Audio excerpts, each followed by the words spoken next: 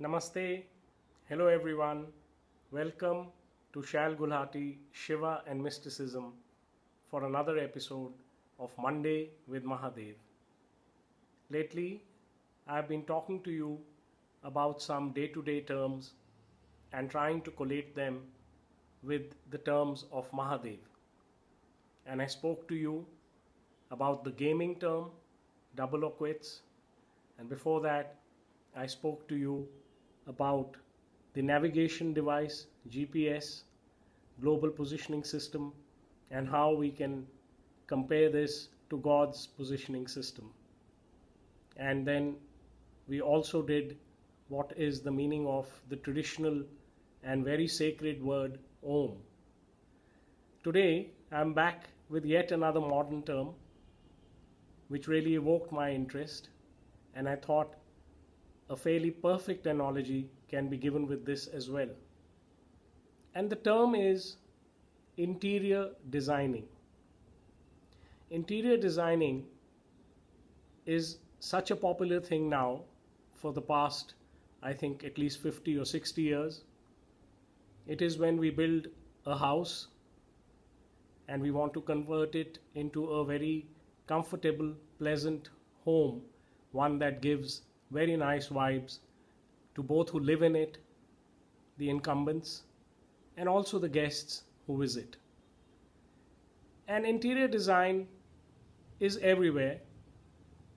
We have it in magazines, we have it as a corporate business, we have large stores from which to buy furniture which will gel perfectly into your home and give it that special warmth which you have wanted and which you have thought of. And so you have all sorts of things in interior design: your flooring, your tiles, your sofas, your seating, your dining table, your cabinets, your study, your rumpus, which is your playroom, and so on. And it is a very important thing because when we make a house, we make a structure of brick and mortar, but it's interior design which gives it this feeling of being our own. And there are actually sciences now which specialize in this. All of you must have heard of Vastu, which is the science of building rooms in a particular position, in a particular direction, like where you must have the kitchen, or where you must have your water outflow, where you must have your drawing room, your living room, your bedroom, and it is based on directions and things like that. It also involves landscaping, which part of the house should be higher, which should be lower. And then you have the beautiful science of Feng Shui, which is a softer one, which doesn't tell you to dismantle your gate or change your room, but just does some decorations inside the house, some bamboos or some Buddha pieces or Lord Shiva and other pleasant things, paintings, flowers, and helps you to raise the vibration of the house. And interior design is used in offices as well. How to make the best of the place that you have, how to use the space in an optimum way and still have a cheerful vibration so that office work can become pleasant, and so on. Now, I kept thinking that interior design has such a deep meaning when it comes to the human being and his own divinity. Just like we have Vastu and Feng Shui, the Hindu yogis tell us that there is an Agya Chakra, the third eye here, and then there is a Sahasrara, the crown of the head. And our scientists have seen these organs which correspond, which are the pineal and the pituitary glands. And they say that there is a design. The yogis say that there is a design for our interior. Just like the structure of the house is just the basic structure. Similarly, our body is just the basic structure.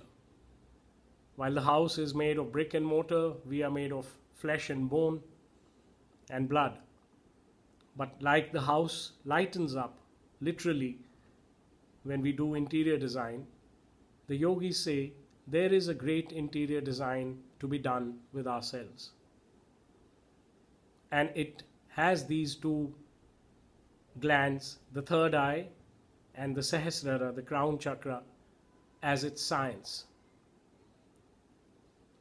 And the yogi realizes that all the chakras that he has, all the bodily functions that he has, beginning with the lower ones, the food, shelter, clothing needs, and then we go higher to our conjugal needs.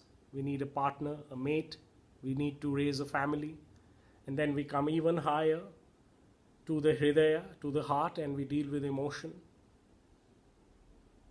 and then go even higher to the throat, Vishuddha, which denotes poetry, the arts, and things like becoming the leader of a recognized club, your Rotary Club, or even getting elected in your city as the mayor.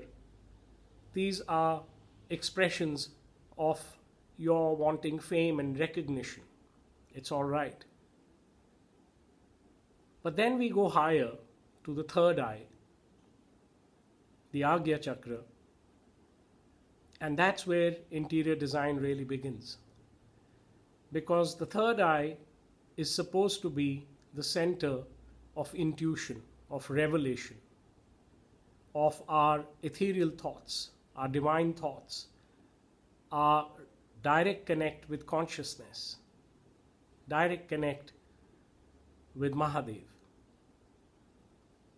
And yogis do a lot of sadhana. They have a lot of yoga dharanas, which is called visualization.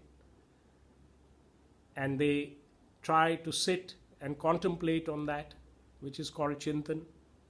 And finally they go into dhyana, which is meditation, which is like after you have a visualization, a divine visualization, maybe you can think of Mahadev or Lord Krishna or Jesus or your guru, your guide, or a great Swami like Vivekananda, and you get anchored in that and you start thinking on divine terms till even the thinking drops, and then finally you reach Sahasrara, the crown, which is when your consciousness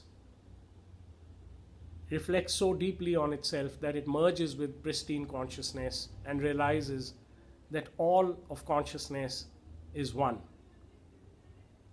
And when a yogi has samadhi, which is called self-realization or atma vyapti, knowing the soul reflecting itself on itself, then the purpose of the interior design has been fulfilled to a large extent.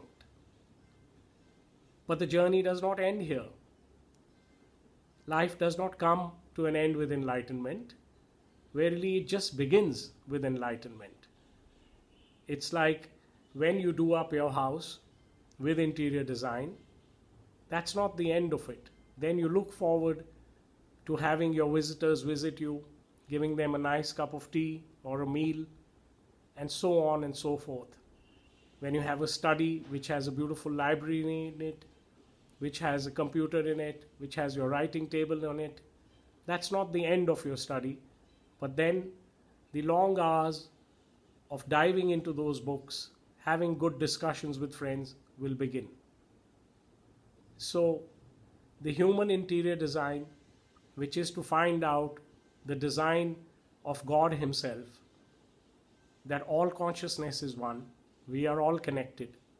When that happens, the story just begins.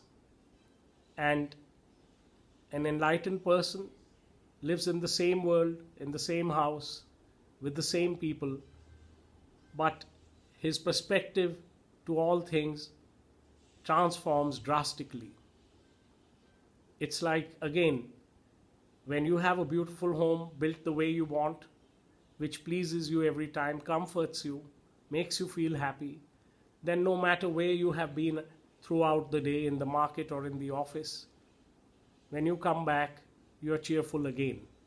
Or even when you're outside, you have at the back of your mind this beautiful feeling that I have a lovely home and I belong, and that the home always welcomes me and my friends and anyone who may want to visit. So, the great interior design of the human body, as per the yogis, is that we are endowed with the facility to know God. They say that animals cannot do this regularly. As an exception, yes, there are legends of animals who have been very close to God, but usually it is the human mind which has the facility of doing the right interior design and finding its path back to divine consciousness. So, when we talk about interior design, we must remember it doesn't pertain only to the house or to the office, but to ourselves as well. And we must work on us diligently and find our way to the great interior design and back to our consciousness. Om Namah Shivaya.